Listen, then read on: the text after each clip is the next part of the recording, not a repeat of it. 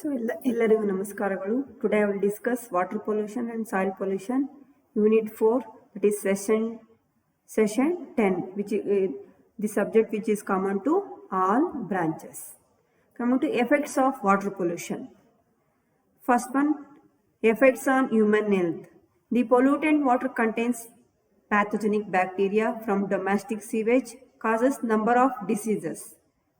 So, usually pollutant ವಾಟರಲ್ಲಿ pathogenic bacteria ಇರುತ್ತೆ. So ಆ ಪ್ಯಾಥೋಜೆನಿಕ್ ಬ್ಯಾಕ್ಟೀರಿಯಾ ಏನು ಮಾಡುತ್ತೆ ಅಂದರೆ ನಂಬರ್ ಆಫ್ ಡಿಸೀಸಸ್ಸು ಕ್ರಿಯೇಟ್ ಮಾಡುತ್ತೆ ಹ್ಯೂಮನ್ಸ್ಗೆ. Toxic substance are potential hazards to human health, aquatic life and their safety. So pollution ವಾಟರಲ್ಲಿ ಟಾಕ್ಸಿಕ್ ಸಬ್ಸ್ಟೆನ್ಸ್ ಇರುತ್ತೆ, ಅದು ಪೊಟೆನ್ಷಿಯಲ್ ಹಜಾರ್ಡ್ಸ್ ಅಂದರೆ ಹ್ಯೂಮನ್ ಹೆಲ್ತ್ಗೆ ಪೊಟೆನ್ಷಿಯಲ್ ಹಜಾರ್ಡ್ಸು, ಅಕ್ವಾಟಿಕ್ ಲೈಫ್ಗೆ ಮತ್ತು ಅದ್ರ ಸೇಫ್ಟಿಗೆ ಎಫೆಕ್ಟ್ ಮಾಡುತ್ತೆ. Next, effects on aquatic and other life. So aquatic ಅಂದ್ರೆ water bodies. Pollutant water plays havoc on fish and other organic organisms naturally inhabiting water bodies. So pollutant water usually aquatic life ಅಲ್ಲಿ fish usually aquatic ನೀರಲ್ಲಿ ವಾಸ ಮಾಡೋದು mainly fish. havoc ಅಂದ್ರೆ ಹಾನಿ ಅಂತ. ಆ fish ಅದು ಏನು ಮಾಡ್ತೇವೆ, ಆ ಪೊಲ್ಯೂಟೆಂಟ್ ವಾಟರ್ ನಾವು ಕುಡಿತವೆ, ಫುಡ್ ಆಗಿ ಯೂಸ್ ಮಾಡ್ತವೆ. ಆ ಯೂಸ್ ಮಾಡಿದಾಗ ಏನಾಗುತ್ತಂತೆ, ಆ ಪೊಲ್ಯೂಷನ್ಸ್ ಎಲ್ಲ ಆ ಫಿಶ್ ಬಾಡಿಗೆ ಎಂಟ್ರಿ ಆಗಿ ಸೊ ಎಫೆಕ್ಟ್ಸ್ ಆಗೋ ಚಾನ್ಸಸ್ ಜಾಸ್ತಿ ಇರುತ್ತೆ. Suspended solids such as silt and coal in water create a number of problems for aquatic life. Suspended solids such as coal ಇರುತ್ತೆ, ಸಿಲ್ಟ್ ಇರುತ್ತೆ, ಅದನ್ನೆಲ್ಲ ಆ ಫಿಶ್ ತಿಂದಾಗ ಅದ್ರ ಅಕ್ವಾಟಿಕ್ ಲೈಫ್ಗೆ ಪ್ರಾಬ್ಲಮ್ಸು ಜಾಸ್ತಿ ಆಗುತ್ತೆ. Next, damaging effect on property. Usually acid rains and corrosive waters. So water pollutions ಇಂದ ಏನೇನು ಕ್ರಿಯೇಟ್ ಆಗುತ್ತೆ ಅಂದ್ರೆ acid rains and corrosive water ಬರುತ್ತೆ, which contaminate with acids, alkalines, etc. So ಆ ವಾಟರ್ ಅಲ್ಲಿ acids, alkalines ಇರುತ್ತೆ, which attacks the metal, stone and wood in the building constructions. ನಾವು building ಗೆ ಮೆಟಲ್ ಯೂಸ್ ಮಾಡ್ತೀವಿ, ಸ್ಟೋನ್ ಯೂಸ್ ಮಾಡ್ತೀವಿ, wood use ಮಾಡ್ತೀವಿ. So ಈ ಥರ ವಾಟರ್ ಯೂಸ್ ಮಾಡಿದಾಗ, ಪೊಲ್ಯೂಷನ್ ವಾಟರ್ ಯೂಸ್ ಮಾಡಿದಾಗ ಮೆಟಲ್ ಮತ್ತು ಸ್ಟೋನ್ ಅವೆಲ್ಲ ಡ್ಯಾಮೇಜ್ ಆಗೋ ಚಾನ್ಸಸ್ಸು ಜಾಸ್ತಿ ಇರುತ್ತೆ. Next, economic losses. The polluted water effects the tourism potential and aligned service of a particular place, resulting in to economic losses to public and the state alike. So usually ಯಾವ ಏರಿಯಾದಲ್ಲಿ water pollution ಇವಾಗ maximum beaches, water bodies ಎಲ್ಲೆಲ್ಲ ಇರುತ್ತೆ, reverse ಅವೆಲ್ಲ ನೋಡೋದಕ್ಕೆಲ್ಲ tourism ಹೋಗುತ್ತೆ. So ಯಾವ area water pollution ಆಗಿ ತುಂಬ ಗಲೀಜಾಗಿರುತ್ತೆ ಏನು ಮಾಡ್ತಾರೆ, ಅಲ್ಲಿ ಹೋಗೋದಕ್ಕೆ ಇಷ್ಟಪಡಲ್ಲ. ಅವಾಗ ಏನಾಗುತ್ತೆ, ನಮಗೆ ಎಕನಾಮಿಕಲ್ ಲಾಸಸ್ಸು ಆಗುತ್ತೆ. Next, prevention measures. Coming to administration. The administration of water pollution control should be remain the hand of state or central government. So administration the ಆಡಳಿತ. ಸೊ ಇಲ್ಲಿ ವಾಟರ್ ಪೊಲ್ಯೂಷನ್ ಕಂಟ್ರೋಲ್ ಯಾರ ಹತ್ರ ಇರಬೇಕಂದ್ರೆ state ಅಥವಾ central government ಆಡಳಿತದಲ್ಲಿ ಇರಬೇಕು. Catchment areas. Scientific techniques should be adopted for environmental control of catchment areas of rivers or streams. So ನಾವು scientific techniques ಅಂದರೆ waste water ಅದ್ರ ಒಳಗಡೆ ಎಂಟ್ರಿ, ರಿವರ್ಸ್ಗೂ ಮತ್ತು ಸ್ಟ್ರೀಮ್ಸ್ಗೆ ವೇಸ್ಟ್ ವಾಟ್ರ್ ಎಂಟ್ರಿ ಆಗ್ದಿರ ನಾವು ಅದನ್ನ ಯಾವುದಾದ್ರೂ ಒಂದು ಸೈಂಟಿಫಿಕ್ ಟೆಕ್ನಿಕ್ಸ್ನ ಕ್ರಿಯೇಟ್ ಮಾಡಬೇಕು. Next, closed cycle operation for industrial plants. The working of industrial plant should B based on recycle operation. ಅಂದರೆ ಇಂಡಸ್ಟ್ರೀಸ್ ಯಾವ ಥರ ಅಂದರೆ ಅವರು ಆ ವಾಟರ್ನ ರೀಸೈಕಲ್ ಮಾಡೋ ಥರ ನಾವು ಆ ಇಂಡಸ್ಟ್ರಿನ ಪ್ಲಾಂಟ್ ಮಾಡಬೇಕು. The recycled water can be stored in the industries to meet water demands. This will be prevent the discharge or industrial waste into the natural water bodies. So recycle ಮಾಡಿ ಆ ವಾಟರ್ನ recycle ಮಾಡೋಕ್ಕಾದ್ರೆ recycle ಮಾಡಿ, next ಆ recycle ಮಾಡಿ ಆ ವಾಟರ್ನ natural water ಬಾಡೀಸ್ಗೆ ಬಿಡೋ ಥರ ಆ ಥರ ಇಂಡಸ್ಟ್ರೀಸಲ್ಲಿ ನಾವು ಟೆಕ್ನಿಕ್ಸ್ನ ಉಪಯೋಗಿಸ್ಕೋಬೇಕು. Design. The available facilities must be adequate for economic and appropriate design of various industrial wastes. So ಏನೇ ನಮ್ಮ ಹತ್ರ ಫೆಸಿಲಿಟೀಸ್ ಇದೆ, ಎಕನಾಮಿಕ್ ಲಾಸ್ ಆಗ್ದಿರ ಅವನ್ನೆಲ್ಲ ಫೆಸಿಲಿಟೀಸು ಕೊಡು. Discharge of water bodies. It is admissible not to discharge any type of waste either treated or untreated into streams, lakes and ರಿಸರ್ವೈರ್ಸ್.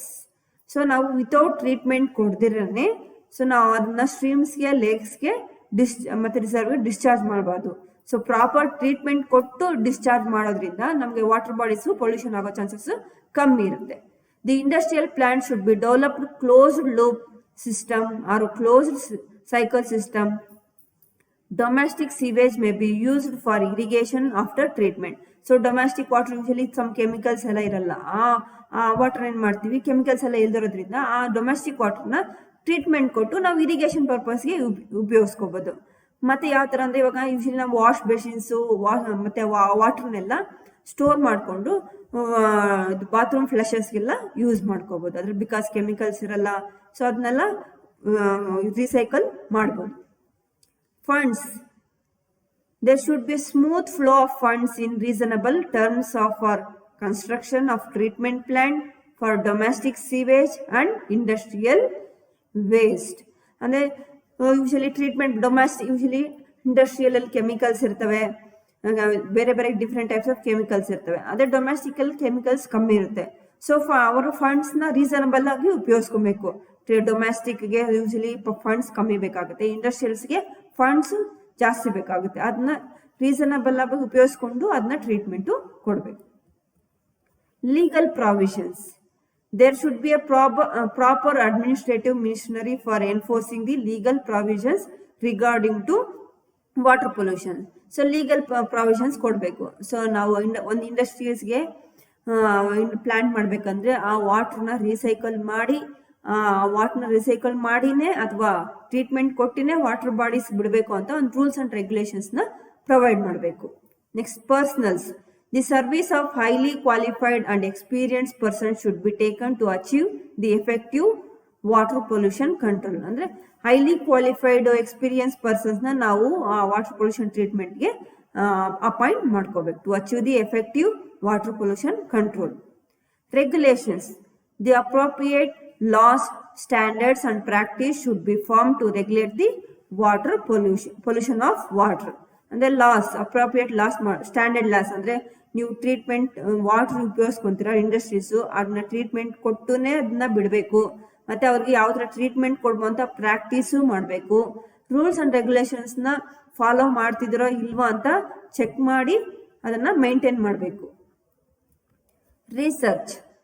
The encouragement should be given to basic as well as appropriate research in control of water pollution. ಅಂದ್ರೆ ಈ research ಮಾಡ್ತಾ ಇರಬೇಕು, ಯಾವ ತರ water pollution control ಮಾಡಬಹುದು, so ವಾಟರ್ನ ಯಾವ ತರ treatment ಕೊಡ್ಬೋದು ಈಸಿಯಾಗಿ, ಅದನ್ನ ರೀಯೂಸ್ ಯಾವ ತರ ಮಾಡ್ಬೋದು ಅಂತ ರಿಸರ್ಚ್ಗೆ ಎಂಕರೇಜ್ಮೆಂಟ್ ಕೊಡಬೇಕು. ರಿಸರ್ಚ್ ಮಾಡೋದಕ್ಕೆ ಎಂಕರೇಜ್ ಮಾಡಿ ಪೀಪಲ್ಸ್ಗೆ ಎಂಕರೇಜ್ ಮಾಡಬೇಕು.